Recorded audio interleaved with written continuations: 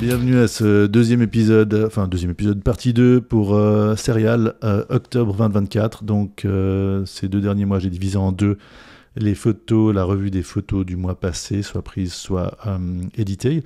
Et donc là, on continue, on était sur du film la semaine passée. Là, on part sur du numérique. Et là, je suis avec un boîtier un peu plus ancien de Leica, un M240, donc un appareil à télémètre, avec une optique que je teste depuis des mois et des mois, le TT Artisan 90 mm f1.25, une sorte de gros monstre assez lourd, mais assez agréable à utiliser une fois qu'on a pris l'habitude de cette grosse chose.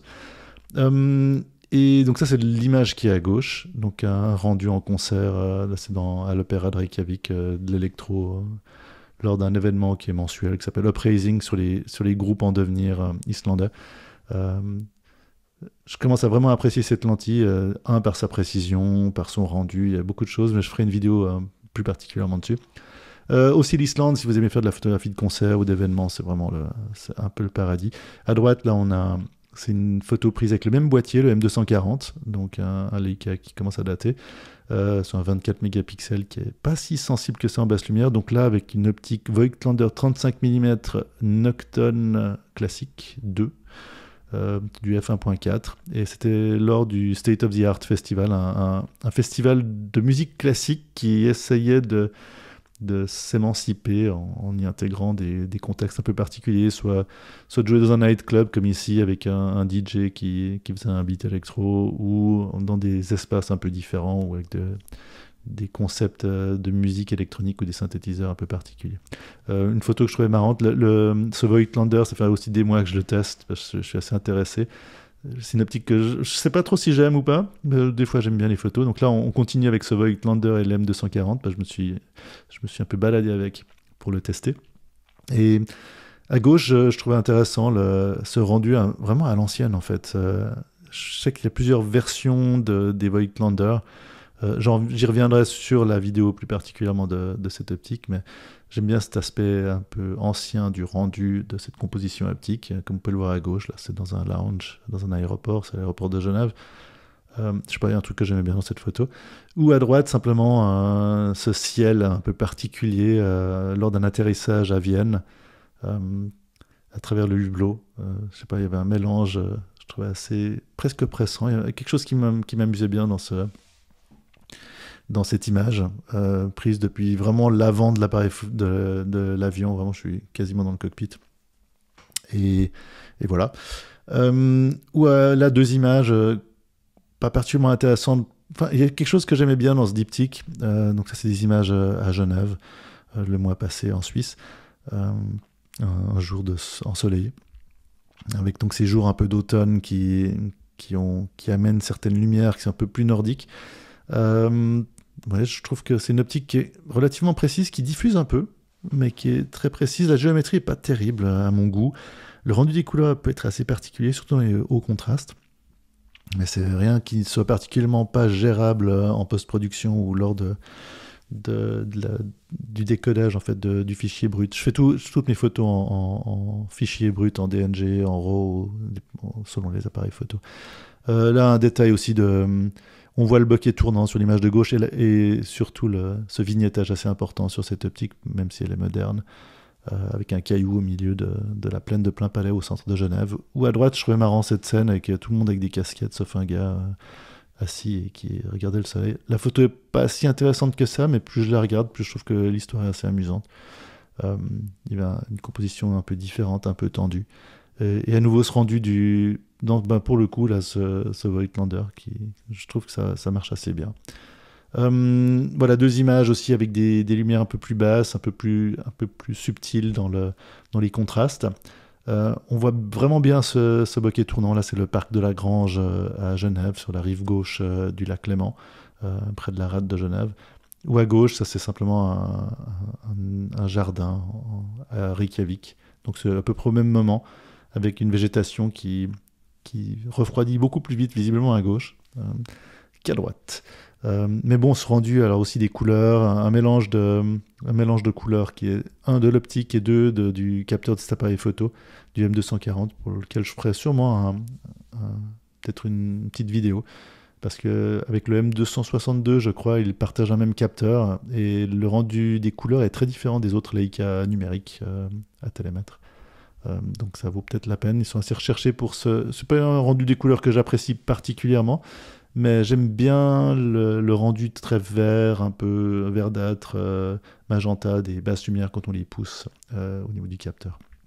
Euh, Là, on change d'équipement. On revient au TT Artisan 90 mm f1.25 pour ces deux images. Là, c'est un coucher de soleil à l'ouest de Reykjavik. Deux images qui sont du même endroit à peu près au même moment. On voit que le voilier a avancé de l'image de gauche à l'image de droite. Et je suis toujours en train de me poser la question, je veux l'utiliser pour une série, je ne sais pas laquelle je vais utiliser. Alors évidemment, celle de droite est plus dramatique et que ce voilier, je ferai dans la revue de l'objectif, le voilier est d'une précision absolument incroyable avec cette optique et avec ce capteur de 47 mégapixels. On le voit vraiment, enfin, c'est très beau dans le détail, donc ça peut donner une très belle impression si on imprime cette photo.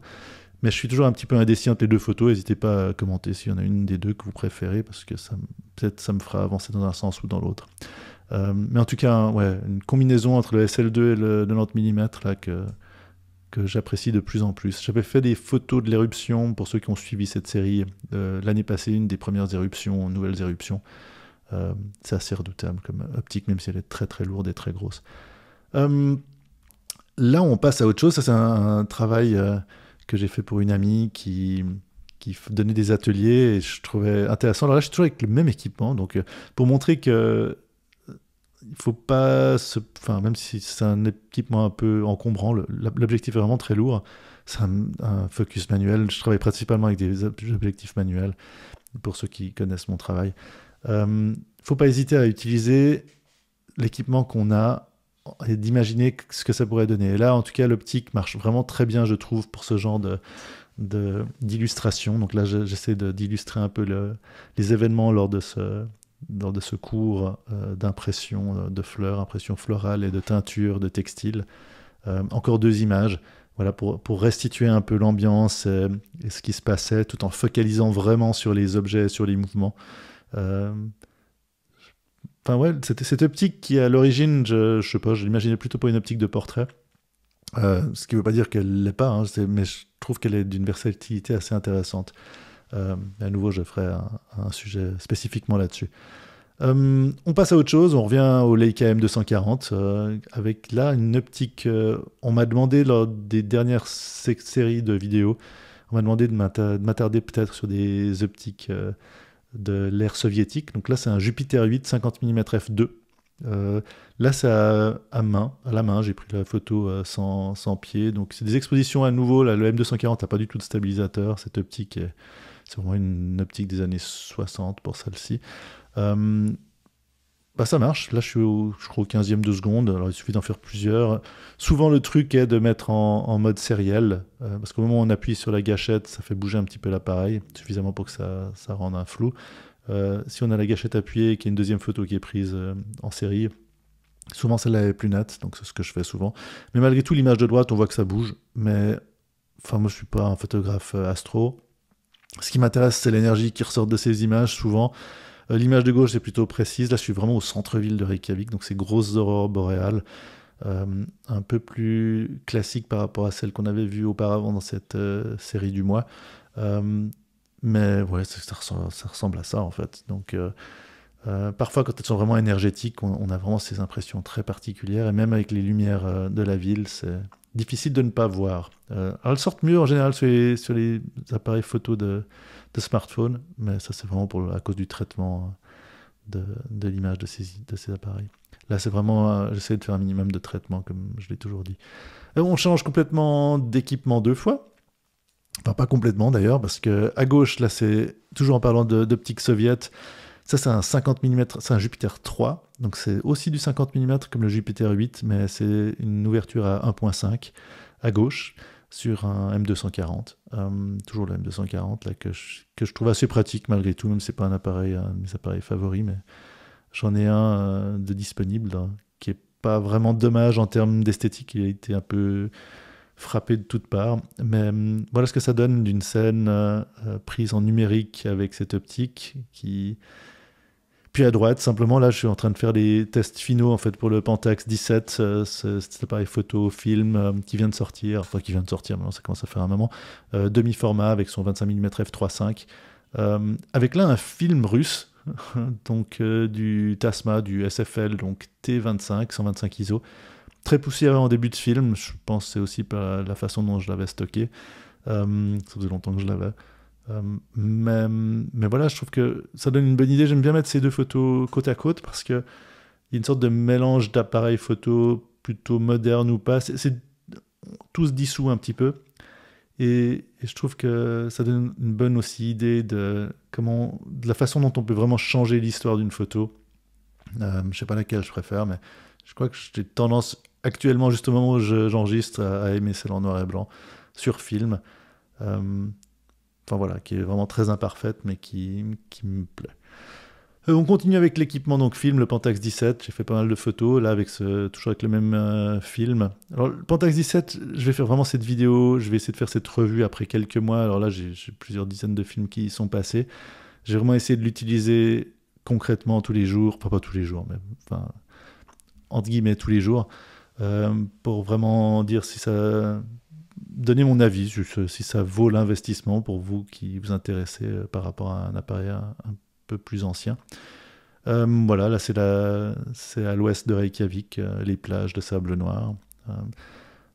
Ou ici, là, à droite, donc la baie de Reykjavik, c'est un de mes sujets assez fréquents dans ces séries quand je m'entraîne. Ou à gauche, simplement Genève, pleine de plein palais. Là, on voit le film un peu plus propre. Je suis un peu plus loin dans la bobine sur l'image de gauche.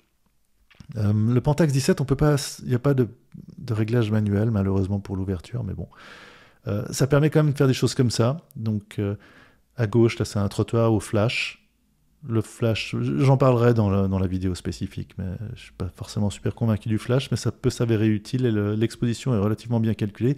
Et l'optique est vraiment bonne. Dommage qu'on n'ait pas de manuel pour le focus, de vrai manuel pour l'ouverture, le focus et la vitesse. Le focus, je suis même pas sûr si c'est vraiment pas juste d'écran, parce que enfin bon, c'est assez compliqué, mais on a quand même des images assez intéressantes avec. Et voilà, ça c'est les 2 dernières images pour cette deuxième partie du mois. J'espère que ça vous a plu. N'hésitez pas à poser des questions, comme toujours, faire des commentaires, proposer des sujets, que ce soit technique ou pas. Et voilà, à bientôt.